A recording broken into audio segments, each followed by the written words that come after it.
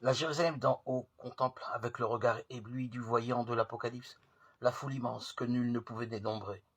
Une foule de toutes nations, tribus, peuples et langues.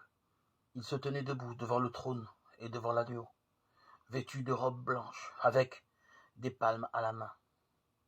Là se trouvent les saints de partout et de toujours, connus et inconnus, en nombre innombrable. Car le symbole ici transcende l'arithmétique. Mais cette image a ses limites. L'assemblée des saints n'est pas une foule de courtisans face à un monarque absolu. La relation qu'ils ont avec Dieu représentée par le trône et avec le Christ, l'agneau ayant versé son sang, est d'un tout autre ordre. C'est un amour réciproque entre Dieu, dont le Fils les a aimés jusqu'au bout, et cette multitude d'êtres humains qui ont aimé Dieu et son Fils, eux aussi jusqu'au bout.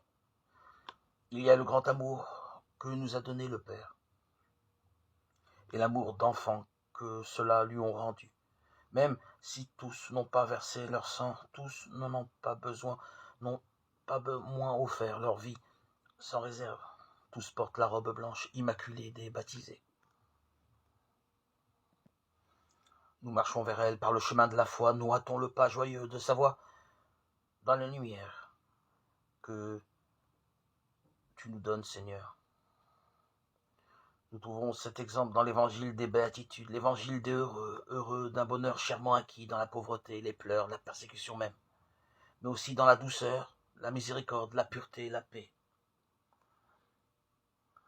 Accorde-nous, Seigneur, de recueillir les fruits et la joie de ta bénédiction.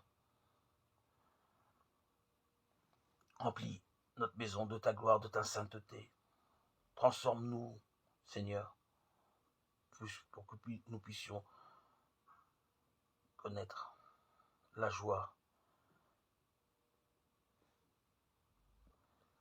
de faire partie de cette foule immense qui a répondu à tes désirs de sainteté. Merci, Seigneur, d'accorder largement cette grâce à ton peuple bien-aimé.